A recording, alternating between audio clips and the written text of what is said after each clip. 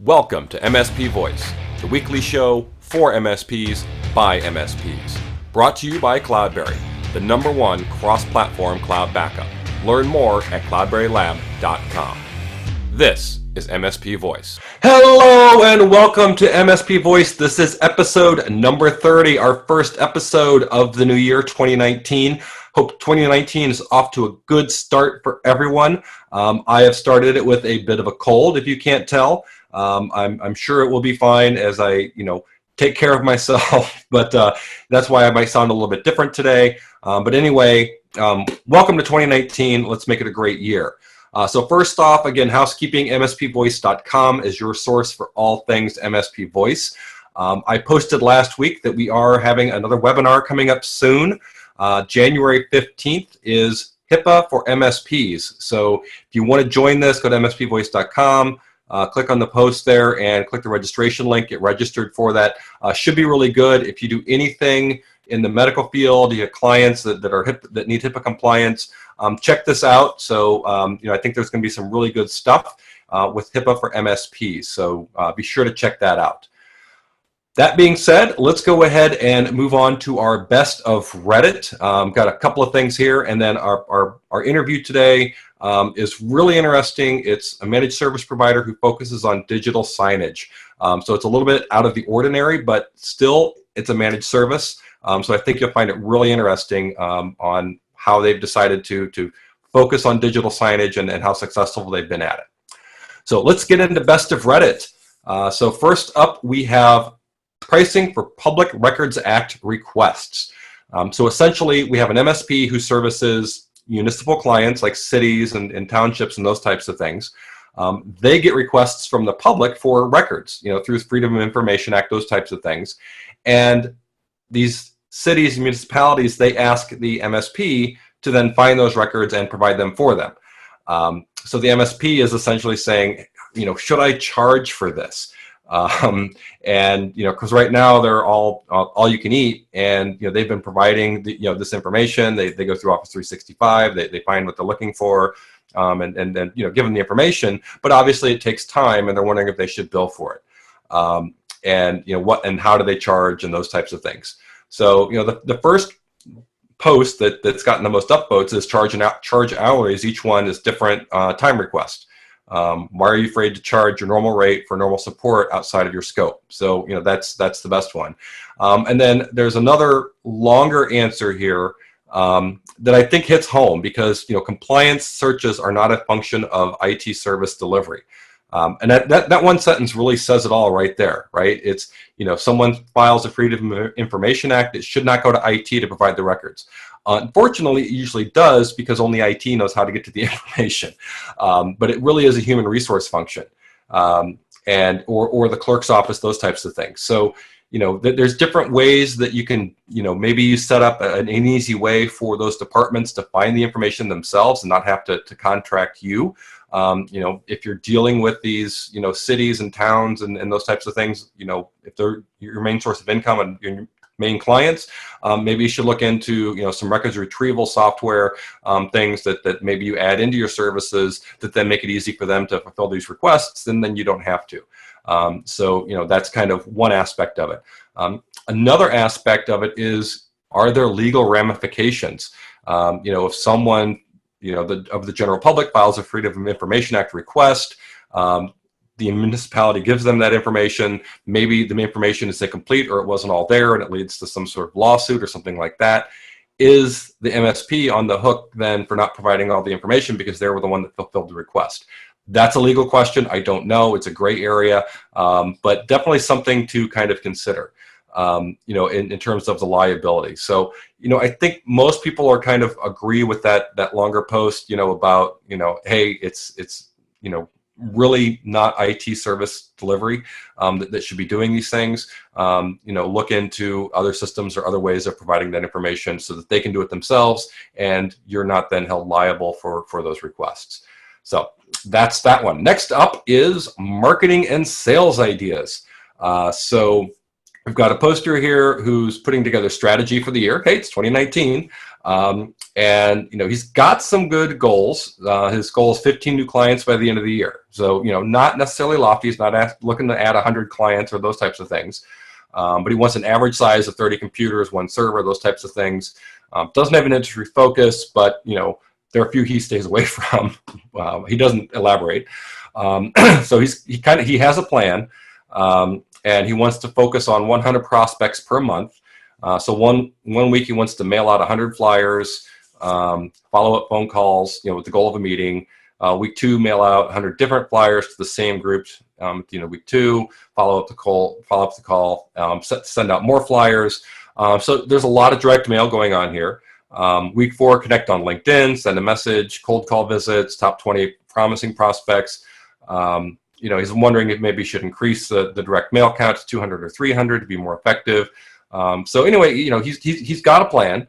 He's got some thoughts, and now he's just kind of asking the community, hey, is this a good idea? Are there other things that I could be doing?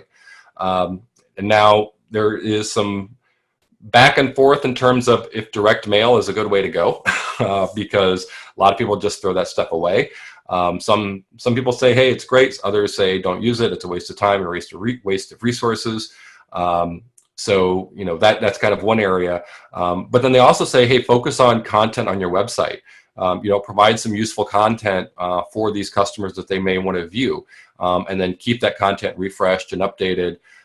Again, there's a little bit of debate on, if you provide a white paper, do you then require them to, put in their email or phone number to then download it? Some say that's not really as effective anymore. But if you provide good content and you provide a sign up for it to be updated, those are other ways to do it. So really, just kind of general marketing 101 and sales 101 type stuff. But he's also talking about, he wants to put together a monthly meeting in his office for local businesses. So, various targets and topics. I think that's a great idea. It's very similar to others, that talk about going out to your local chamber of commerce, getting your name out there, meeting people, networking. There's nothing wrong with networking and talking to folks. So, a lot of really good ideas, that go on here. If you have any suggestions or things that have worked for you, definitely go check out this post, provide some comments, and hopefully, if we're smart, we'll keep updated and see where he's at here in a couple of months and if he's moving forward. So next up is let's get educated. So what are some of the must-read book recommendations for MSPs?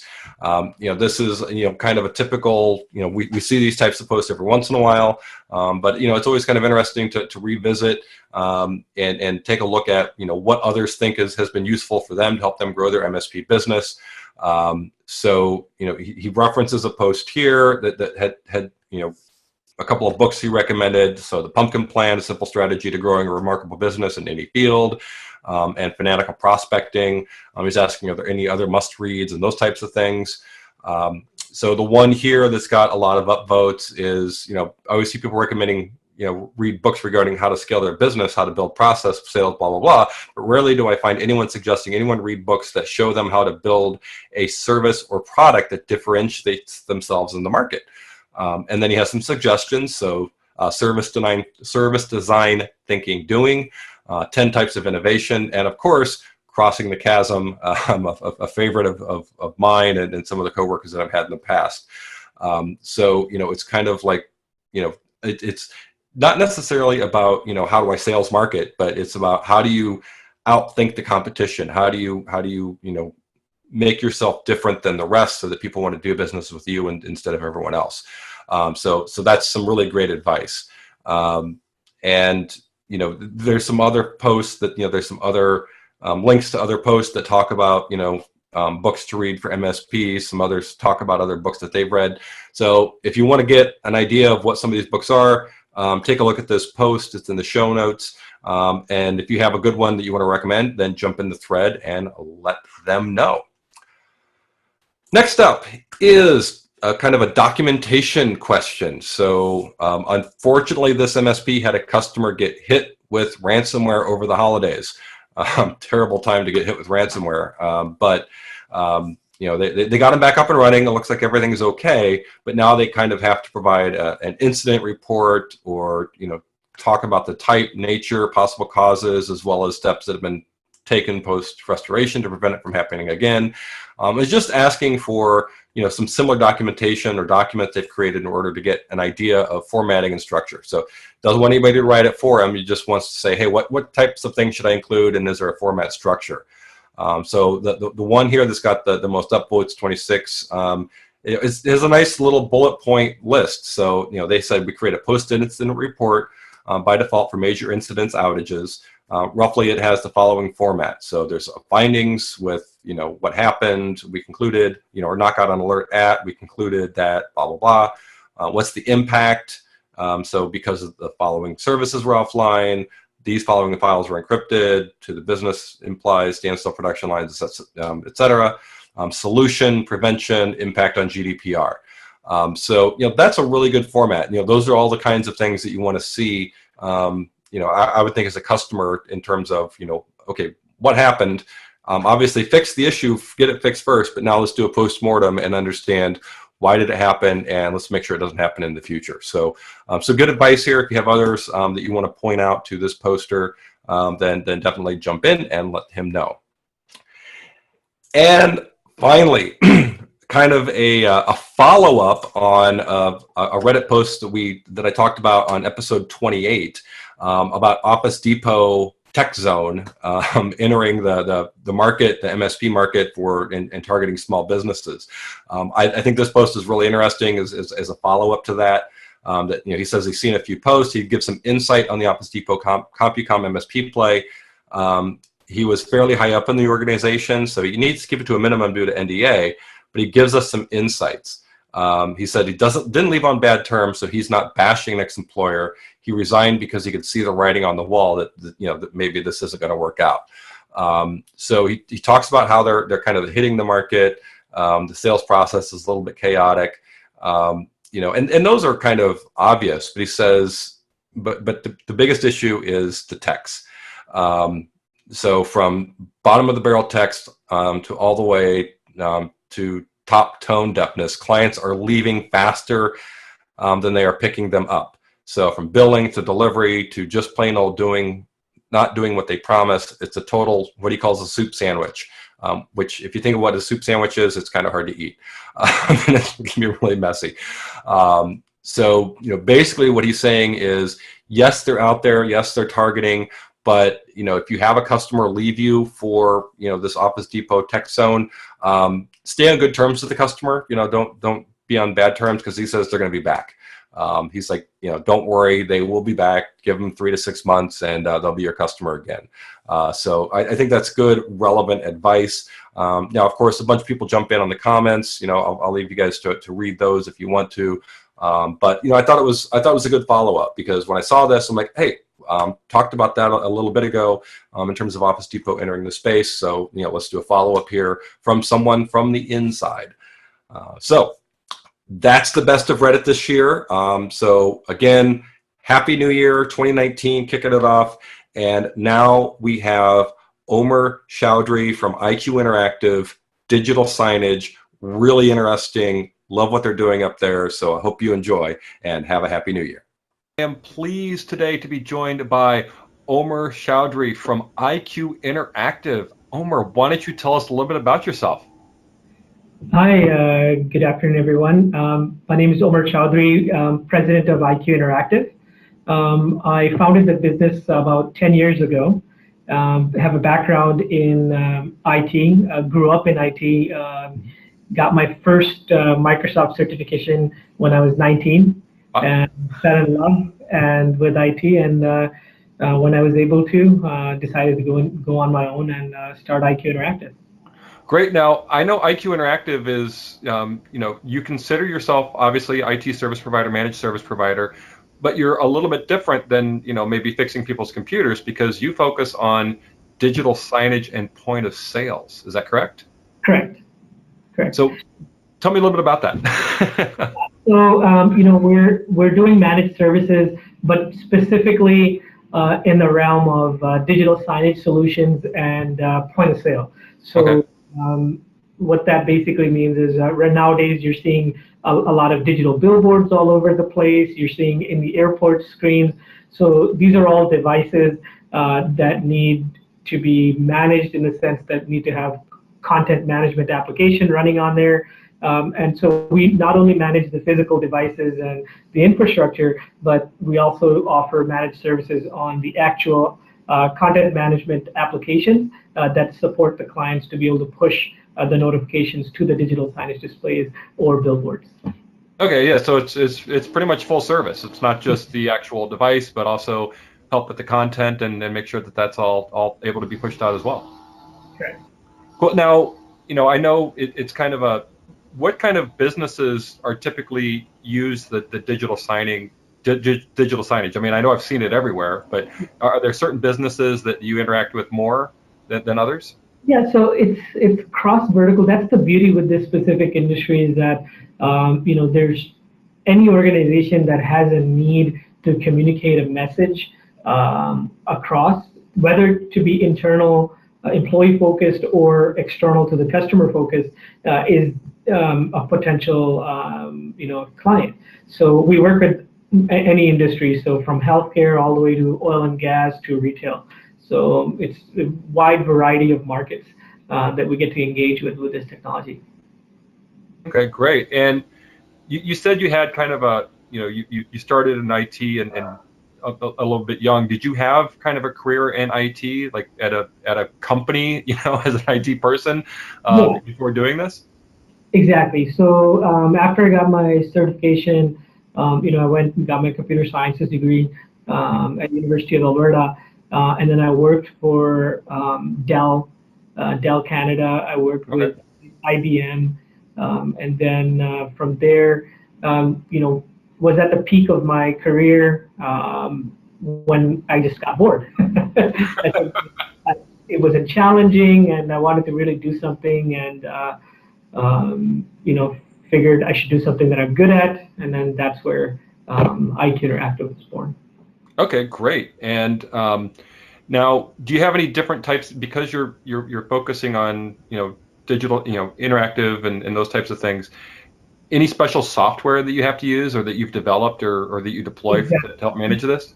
Correct. So yeah, for this digital signage, we work with a custom application that we've built that allows us to manage all of the signs, whether they're touch screens or regular TV screens. So it gives us the ability to manage them.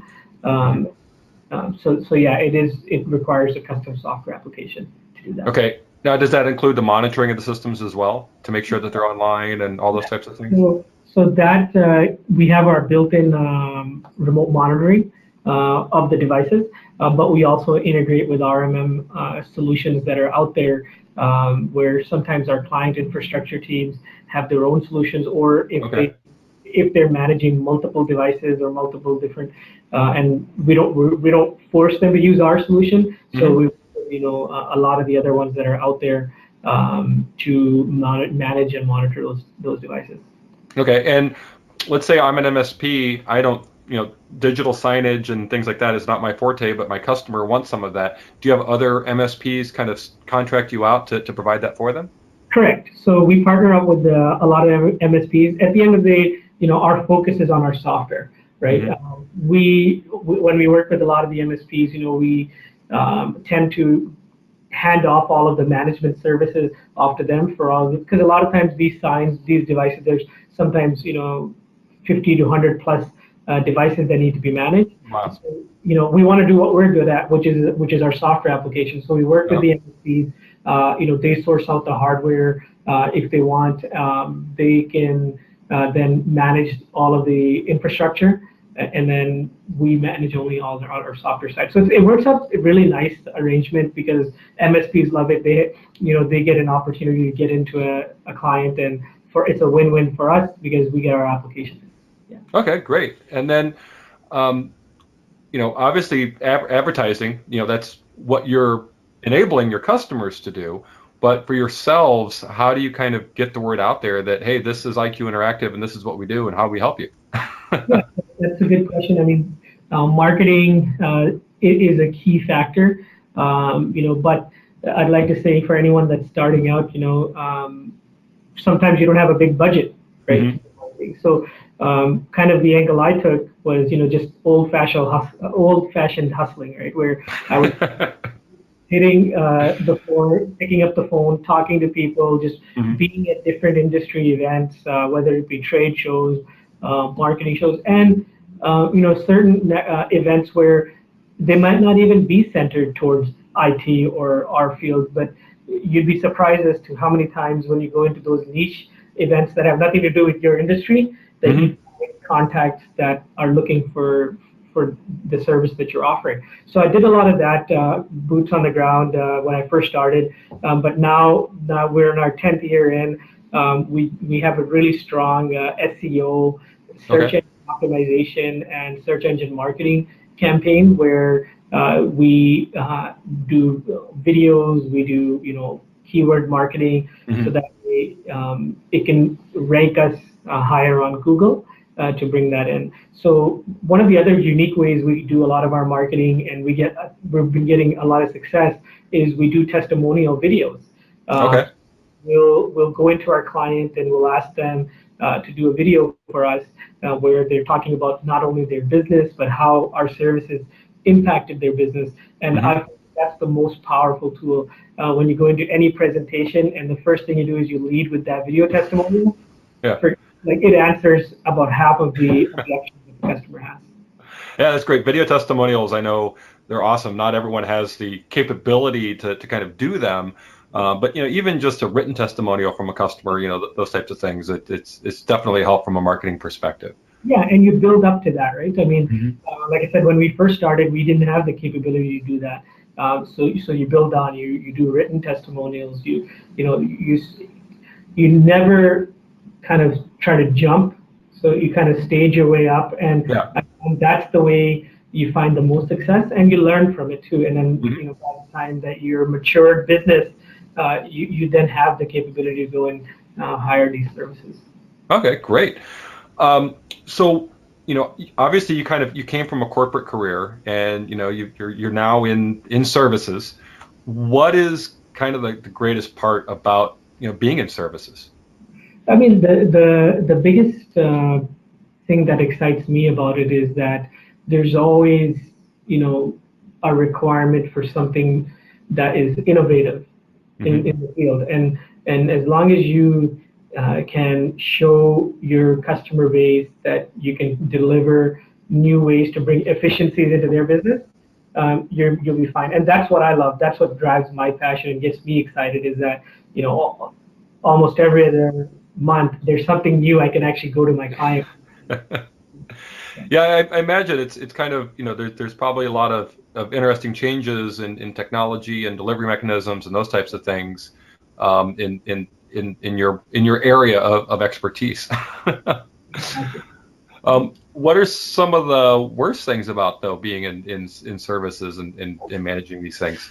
I mean, for me, I didn't really. The big thing I would call it as challenges is, it's mostly around making sure that the client expectations are managed Hmm. properly.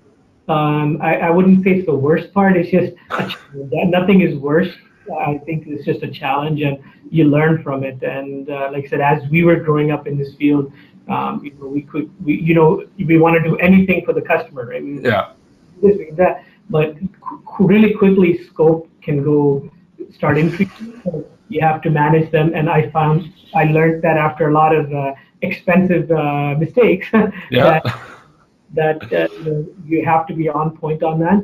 But once you have the customer management expectations managed, then that's where the real fun starts. So I would say that's the biggest challenge Mhm. that MSPs have is that where we'll offer a service, but from the customer standpoint, sometimes their expectation is above and beyond what you're offering. So I think that's usually the most critical part.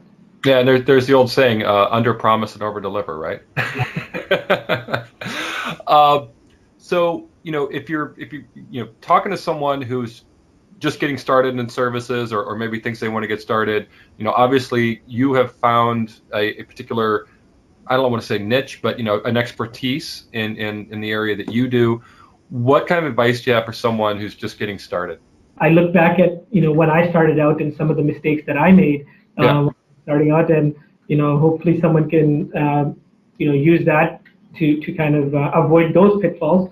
But the big thing was, focus on what you're really good at. Hmm. Uh, Look at your skill sets, and just, it's very easy as a startup to try to want to do everything for everyone, because that's what's bringing the money in. I did that, where in the beginning I just did anything and everyone to close a deal. But with that, the downside is that you don't become an expert at one thing. So I Yeah. quickly realized that if I really want to scale my company, doing everything and jack of all trades is not as scalable, because then by after you hit that threshold, the type of workforce you need to hire to do Yeah. all these things, it's very hard to find that. And nowadays, it's still today, we can't clone ourselves. So Yeah. uh, my best suggestion is find out what you're really good at, focus on that, and then for everything else, partner up, right? Find the companies that are good at what they're doing. Like right now, we partner with other MSPs, Mhm. that are specialists in their field and their service offering. We get them involved with our customer, and it's a win-win, right? And sometimes when they get a client that comes and says, hey, we need a digital signage system for our hotel, Mhm. first call they make is to us, because they know that we're not going to step on their toes, Yeah. and so that's the key. I think once you find those unique partnerships, that's when the real magic happens, because now you're the master of your domain and you have a huge network of expertise that you can dial into and use.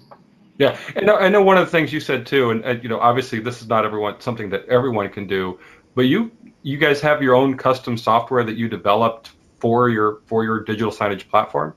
Correct. That's So correct. so what I guess is that something with did that what came first? I guess was it the hey, we're going to do digital signage, or hey, I have got an idea to create some software to manage this, and then that'll get us into the digital signage world. Yeah. So, what came first was just, traditional break fix, Hmm. setting up computers, PCs, fixing printers here and there. And then, my mentality, the way I am, I'm always looking at, what's the next innovation I can do. And I've got a software background. So I Okay. started realizing, I saw some of these digital screens pop up on TV at airports. Hmm.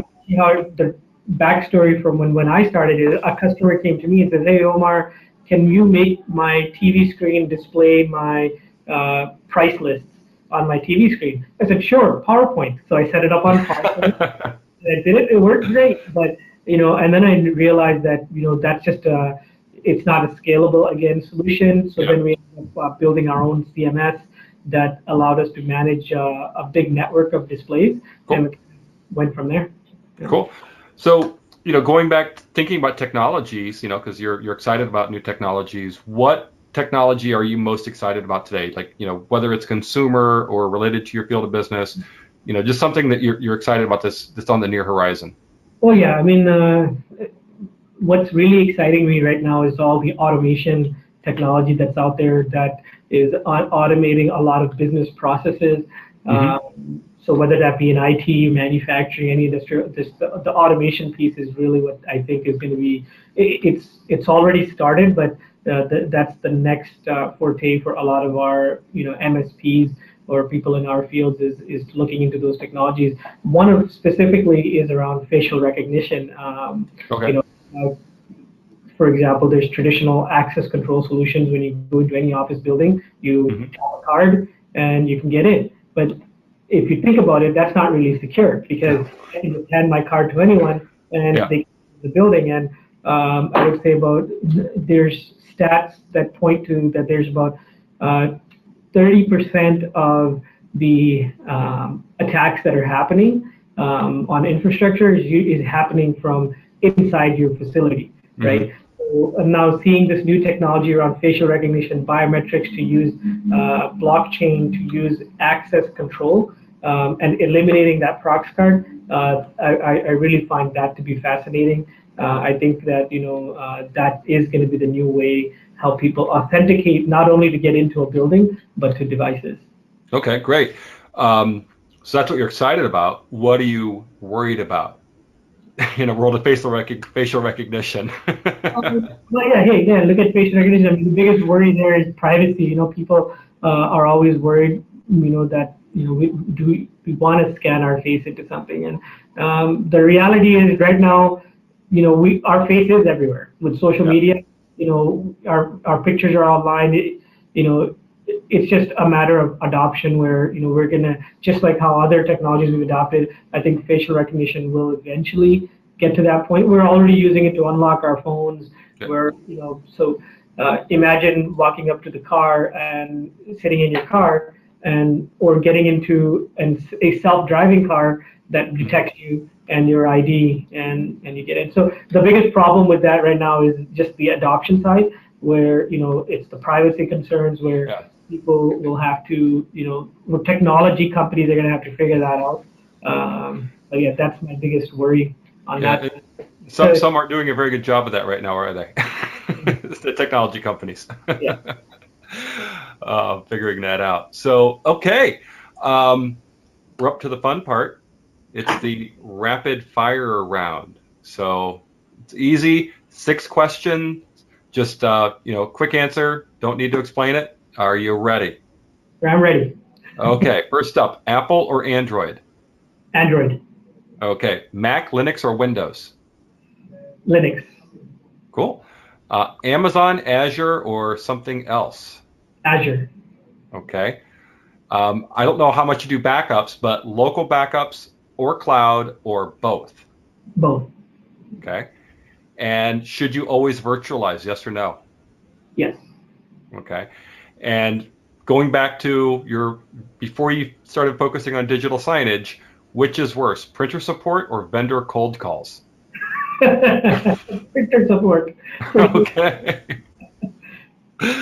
That's great. So, Omer, any last words before we leave? I should note to the audience, you're based in Canada. I know your website, you're in Alberta, Western Canada, but you kind of serve all of Canada. Do you do much in North America? We are Or I mean, starting. in USA, sorry, you are in North America. Do you do much in the US? We're based out of Canada. We service Canada-wide, but we do service some sites in the Mhm. U.S. We have a couple of clients in Chicago and out east, but we're always looking to partner up with experts. That's our next natural move down, is to come down to the U.S. So we just recently, this is our 10th year. We recently expanded Canada-wide, so we're Okay. baby steps. Okay. Oh, no, I just wanted for the listeners to know. So any last words before we leave? Yeah, just what I'd like to say is, be passionate about what you're doing, and at the end of the day, as long as you're building something, and and don't just focus on the money, right? When you're building something and you're just focused on the bottom line and the money, that's where I would say the fun stops. So focus on delivering top quality solutions and the best experience to your customer. Because once you deliver that unique and best experience to that customer, the money's going to follow, right? Okay. So focus on that. Focus on delivering the best service and the best experience, and pretty sure you'll find success. Great. Omer, thank you so much. It's been very enlightening. Love what you guys are doing over there at IQ Interactive, and hope to see you around someday.